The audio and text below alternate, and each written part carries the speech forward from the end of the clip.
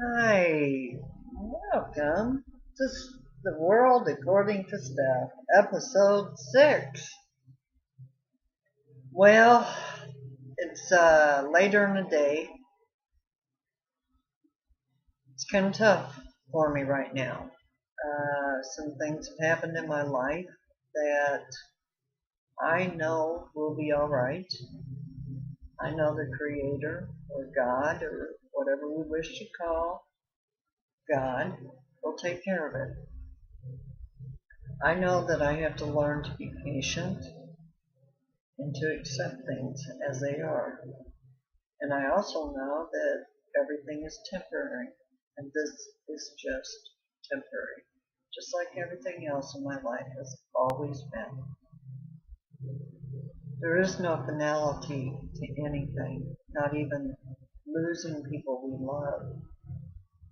The reason it's so difficult right now are a couple of reasons. One, it's almost Memorial Day.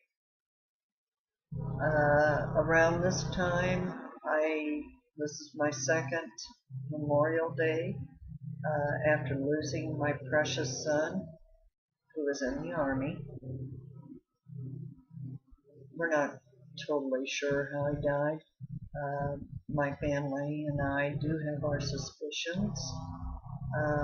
Apparently, the Army felt he was a hero. So they must have felt like he had done some wonderful things. But anyway, today at an airfield, an Army field close to me, they had a candlelight vigil light. And I was invited to go, but I declined. Now, I'm very disabled. It's very difficult for me to sit for 2 hours, and I don't think I could handle it emotionally right now. Why would I put myself through that? My daughter made a comment to me this morning. Oh, the soldiers hold you up. Well, dear daughter, this is my son. This isn't my father. This isn't my brother. This isn't my mother. This was my child. And until I truly believe, until a person actually loses a child, they truly don't understand the bond that's between mother and child and father and child. But anyway, it's been tough. It's been real tough. And so I decided to do this instead.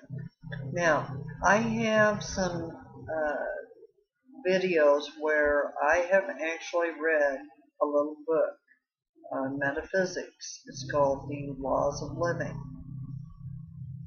I'm going to read another book. It's going to take a while.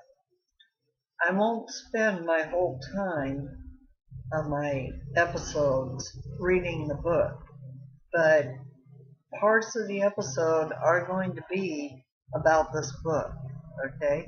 It's called Sermon on the Mount and The Key to Success in Life, and it's by Emmet Fox, and that's spelled Emmet, and good old Fox, Fox. And it was actually written, from what I believe, and I can look this up later, I think it was written in 1939. Emmet died in the 50s. In the beginning of the book, he writes a note to his students because he was a teacher of religion or spirituality. He was also a minister. To my students in Great Britain and America, who have been the inspiration and encouragement behind this book. Now, Emmet wrote several books, many books actually. They aren't very big, but they're packed full. They're just packed full of stuff. I have another book by him that down the road I'm probably going to read. Now, in Sermon on the Mount, he has a preface, which I'm going to read. He has chapter 1, What Did Jesus Teach? Chapter 2, The Beatitudes. Chapter 3, As a Man Thinketh. Chapter 4, Resist Not Evil. Chapter 5, Treasure in Heaven. Chapter 6, With What Measure Ye Meet. M-E-T-E, by the way.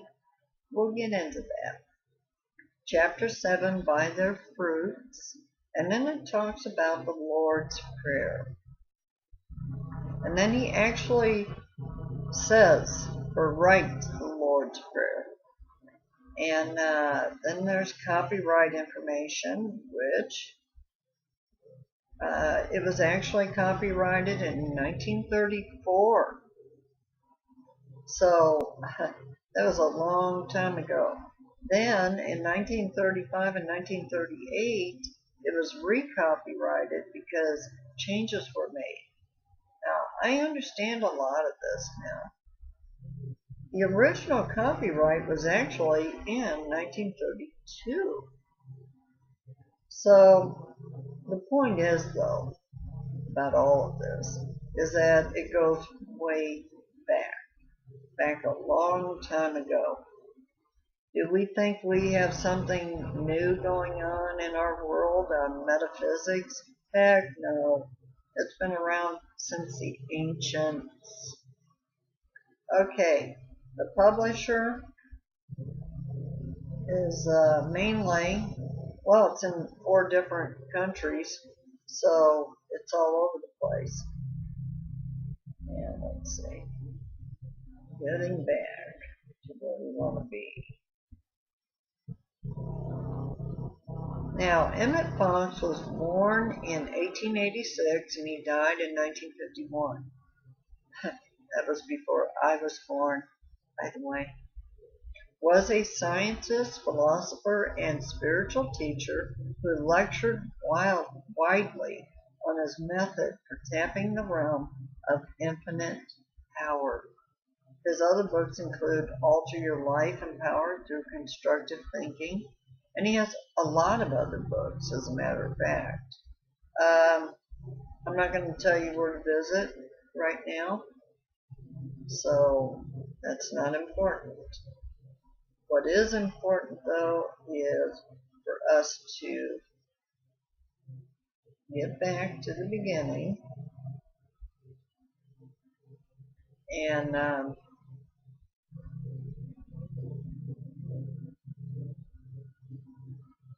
unfortunately I'm using a tablet here.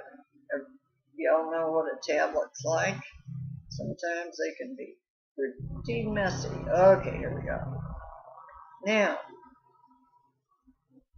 let's get into this. The preface by Emmet Fox, Sermon on the Mount, The Key to Success in Life.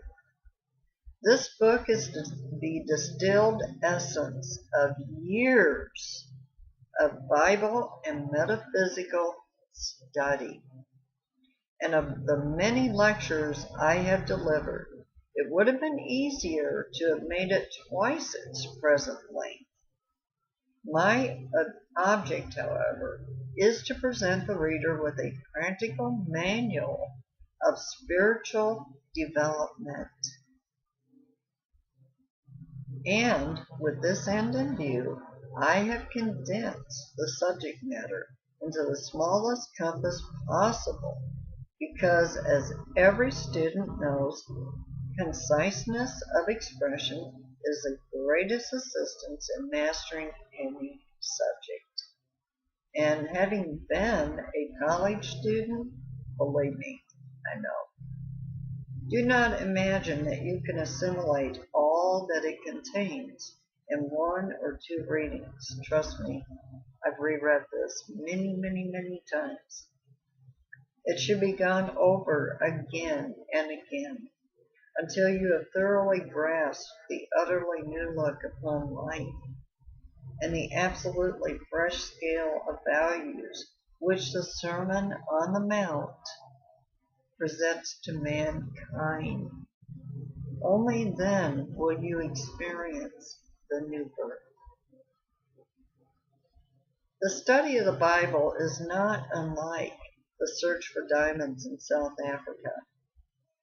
At first, people found a few diamonds in the yellow clay, and they were delighted with their good fortune, even while they supposed this was to be the full extent of their find. Then, upon digging deeper, they came upon the blue clay, and to their amazement, they then found as many precious stones in a day as they had previously found in a year. And what had formerly seemed like wealth faded into insignificance beside the new riches. In your exploration of Bible truth, see to it that you do not rest satisfied in the yellow clay of a few spiritual discoveries, but press on to the rich blue clay underneath. The Bible, however, differs from the diamond field in the sublime fact that beneath the blue clay there are more and still more and richer strata awaiting the touch of spiritual perception. And on to infinity. As you read the Bible, you should constantly affirm that the divine wisdom is enlightening you. That is a way to get direct inspiration. I have followed a convenient modern custom among writers of metaphysical books in capitalizing certain words that signify aspects or attributes of God. Now, chapter 1. What did Jesus teach? Now, this is something important here. What did Jesus teach? Not why did Jesus die? Okay? You'll notice I am not wearing a cross. I barely ever wear a cross, to be honest with you. Because I don't believe that Jesus' main reason for being here, even though that's what I was taught for many years as a child, because I grew up a Catholic, it was to die on the cross for us. Now, according to this book, that's not the whole reason that Jesus was here. He was our teacher. And he gave us some information that we are still not utilizing, that we still need to work on and need to learn about.